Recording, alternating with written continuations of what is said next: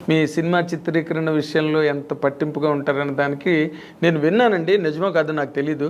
సరైన సినిమా అసలు అరవింద్ గారికి మీరు చూపించలేదంటగా ఆఖరి వరకు ఎవరు అన్నారు?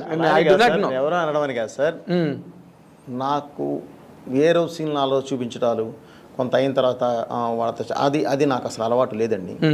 నేను ఒకటి ఫిక్స్ అయ్యి కరెక్ట్గా ఇది అయిన తర్వాత నేను ఫైనల్ ఎడిట్ పర్ఫెక్ట్గా చేసిన తర్వాత కూర్చోబెట్టి చూపిస్తాను సార్. మీకేం డౌట్ ఉందో చెప్పండి, ఇప్పుడు ఏం చేద్దాం, ఇబ్బంది లేదు. ఓకే, ఆ రోజు నేను చూపించినా కూడా మీరు గెస్ చేయలేరండి. ఏ సీన్ కాని సీన్ ఎప్పుడు చూపించినా బాగానే ఉంటాయి సార్.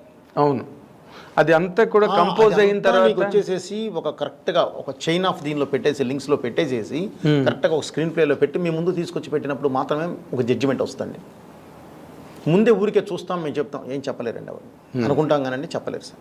అక్కడ అది మనం చీట్ చేసినట్టు అవుతుంది. ఓకే, సో ఫైనల్గా చూసినప్పుడు ఒక్కసారి నాన్న ఇది ఇక్కడ ఏదైనా తేడా ఉంది, డైరెక్ట్ గారు ఇక్కడ ఏదైనా చిన్న ఇది ఉంది, అది ఒకసారి చూడండి, ఈజీ నాకు. ఓహో ఇందుకు అడుగుతున్నారా, లేదంటే సార్ ఇదిగో దీని లింక్ ఇదిగో ఇక్కడ ఉంది కాబట్టి నేను ఇది చేశాను అని చెప్పడానికి ఉంటుంది. లేదు కరెక్టేనా, లేదు సార్ నిజమే బాగుంది, టోటాలిటీ బాగుంది అనుకుంటే ఒకటి, లేదు సార్ నిజంగానే ఇది చిన్న ఇది ఉంది సార్, ఓకే ఒక 2 days మనం పెట్టుకుందామండి, టోటల్ ఇంకేమున్నాయో చూసుకుని 2 days పెట్టేస్తాం, ఈజీ. అదే వాళ్ళకి చెప్పడానికి ఈజీ, మీకు చూపించడానికి ఈజీ, వాళ్ళు చెప్పిన తర్వాత మీరు కరెక్ట్ చేసుకోవడానికి కూడా ఈజీ అండి. అలా కాకుండా ఇవాళ చూసావు, ఒక ఇంటర్వెల్ దాకా అయింది, కొంతవరకు ఉంది చూసావు, ఇప్పుడే జడ్జ్ చేయలేరు. ఏం చెప్తారు, చూస్తారు అంతే. నాకు ఇంకా సెకండ్ హాఫ్ ఉంది కదా, నేను షూట్ చేయకుండా నువ్వేం చెప్తావు జడ్జిమెంట్?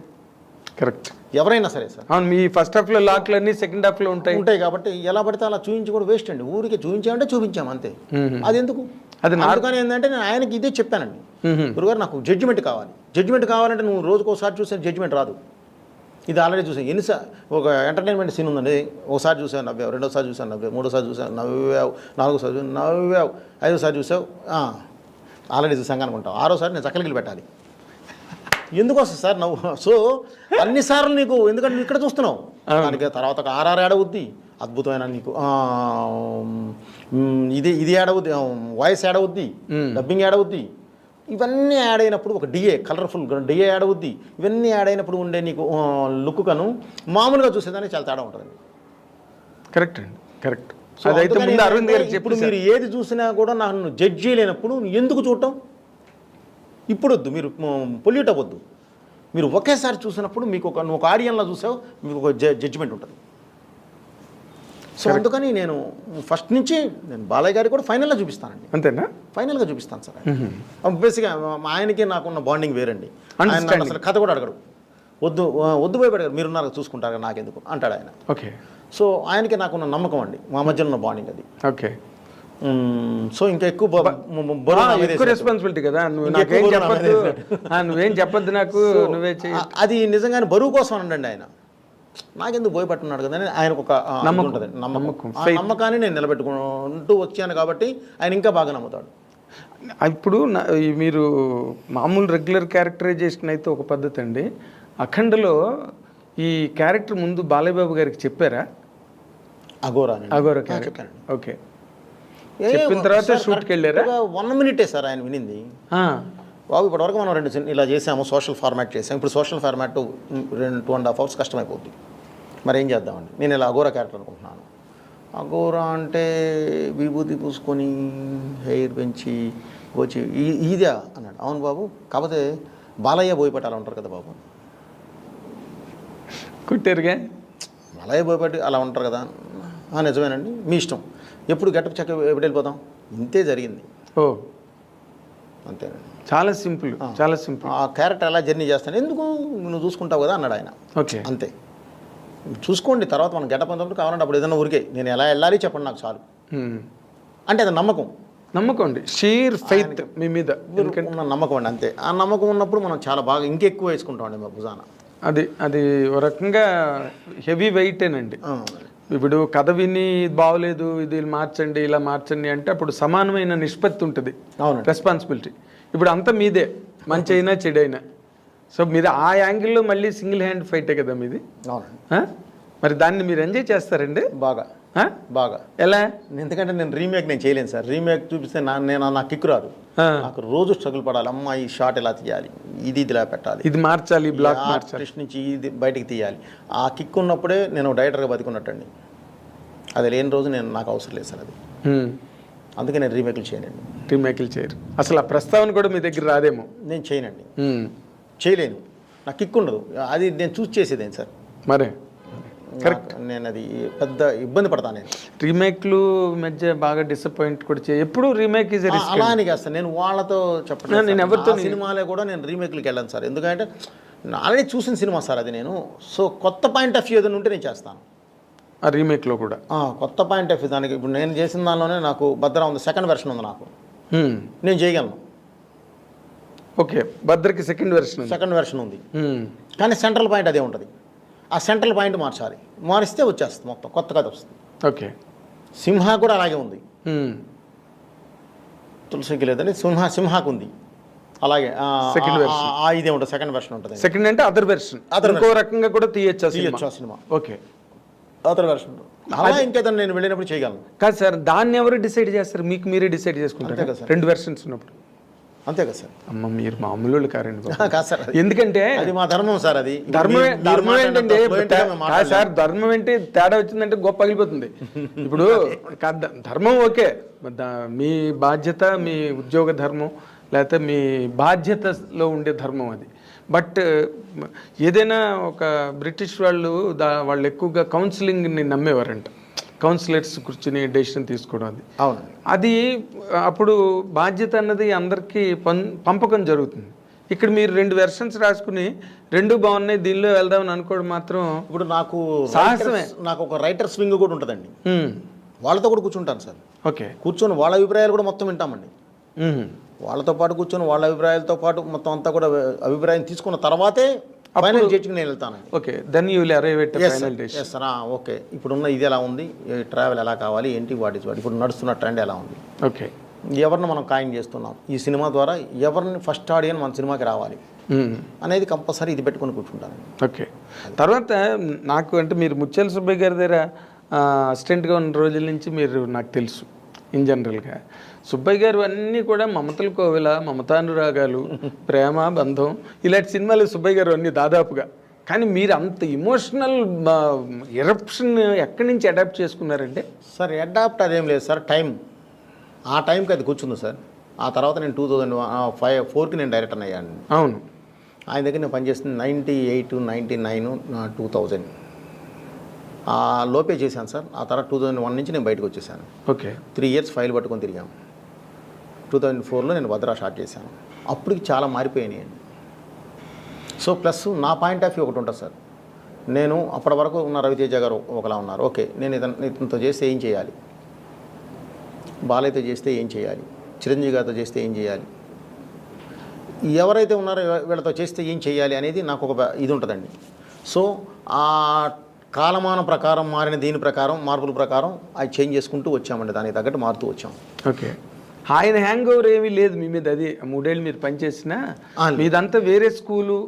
అది ఎవరి స్కూలు కాదు, అది రాఘవేంద్ర గారి సినిమాలాగా ఉండదు, కోడి రామకృష్ణ గారి సినిమాలాగా ఉండదు. అసలు మీది బోయపాటి సీన్ సినిమా సెపరేట్. ఇది మనం చేసామండి 100%. ఆ హెవీనెస్, ఆ ఎలివేషన్స్, అంటే ఆడియన్కి you will show a different world అండి. కొత్త ప్రపంచంలోకి వెళ్ళి వస్తాడు ఒకసారి ఆడియన్స్. అది సరైనోళ్ళని నేను ఫీల్ అయ్యాను. నేను మీకు సినిమా చూడగానే కూడా మీకు ఫోన్ చేసి చెప్పాను సరైనోడు. అప్పటి నుంచి నాకు ఐ ఫాలో యువర్ ఫిల్మ్స్. ఎందుకంటే వేరేగా ఉంటాయి, వేరే ధోరణి సినిమాలు అవన్నీ కూడా. ఇప్పుడు మీరు నార్మల్గా ఒక రవితేజ, ఒక రామ్ చరణ్ గారు, ఒక అల్లు అర్జును, బాలయ్య బాబు, ఇప్పుడు రాము, ఇదే వెళ్తున్నా. చిరంజీవి గారితో సినిమా చేసే సిచ్యువేషన్ ఎప్పుడు మీకు రాలేదండి? వస్తుందండి, కథ ఉండాలి సార్. కథ గతంలో కూడా ఎప్పుడు? గతంలో కుదరలేదండి, రాలేదు. ఇప్పుడు వచ్చిందంటే కూడా నేను కథ మీద కూర్చోవాలి సార్. ఎందుకంటే ఆఫ్టర్ అఖండ అన్నీ మారిపోయినాయండి, పెర్మిటేషన్. ఎందుకంటే ఆ సెక్టర్ హీరో బాలయ్య గారు కానీ, చిరంజీవి గారు, వెంకటేష్, నాగార్జున, ఇదంటే అదొక సెక్టర్ అండి. దానిలో చేసేటప్పుడు మెయిన్ పారామీటర్ ఏది చూస్తారా అంటే అఖండ చూస్తారు. ఇప్పుడు అఖండ లాగా నేను ఏదైనా కొత్తది ఎత్తుకొని చేయాలి చిరంజీవి గారి మీద. సో ఇప్పుడు ఏదైనా వస్తే దాని గురించి కూర్చోవాలి తప్ప ఇప్పుడు మన దగ్గర లేదండి కదా. కథ లేదు ఇది. అలా లేదు ఇప్పుడు. అదే మళ్ళీ చిరంజీవి గారితో చేసే ప్రపోజల్ ఏదైనా వస్తే అప్పుడు మీరు మళ్ళీ కొత్తగా ఆలోచించాలండి. అప్పుడు దాని మీద పెన్ను పుస్తకాలు పట్టు కూర్చుంటారు. వచ్చినా కూడా ముందే ఆలోచించుకోవాలండి, వచ్చిన తర్వాత అనేది కాదు. అదే ఒక కథ రాసి పెట్టుకుంటే ఎక్కడికి పోదండి. రాయలేదా మీరు? అలా కాదండి, ఇప్పుడు అఖండ తర్వాత వేరే విధంగా వెళ్ళాలండి. అఖండాకి ముందు ఉన్నాయండి చిరంజీవి గారి కథలు ఉన్నాయి, కానీ అఖండ తర్వాత పూర్తిగా మారిపోయిందండి. ఒక క్యారెక్టరైజేషన్, ఒక ఇది కానీ తీసుకొచ్చే విధానం కానీ మొత్తం అంతా వేరేగా వెళ్ళిపోయింది.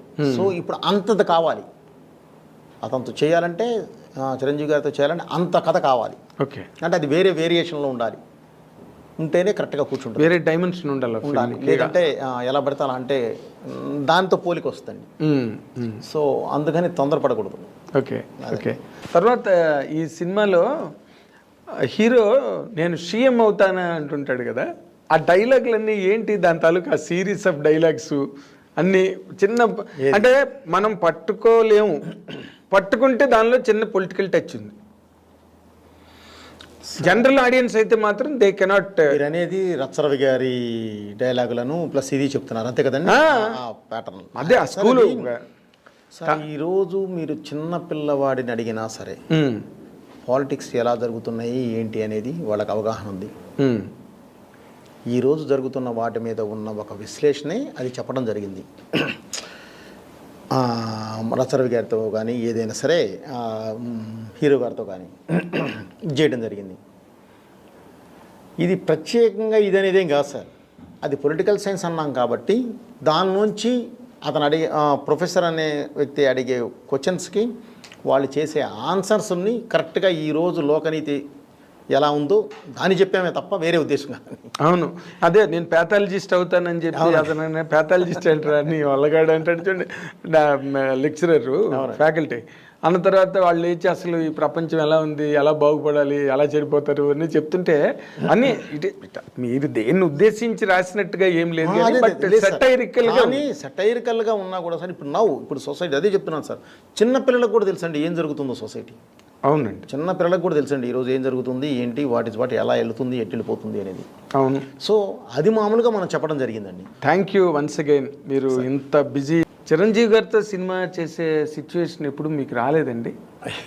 వస్తుందండి, కథ ఉండాలి సార్. కథ గతంలో కూడా ఎప్పుడు గతంలో కుదరలేదండి, రాలేదు. ఇప్పుడు వచ్చిందంటే కూడా నేను కథ మీద కూర్చోవాలి సార్, ఎందుకంటే ఆఫ్టర్ అఖండ అన్నీ మారిపోయినాయండి.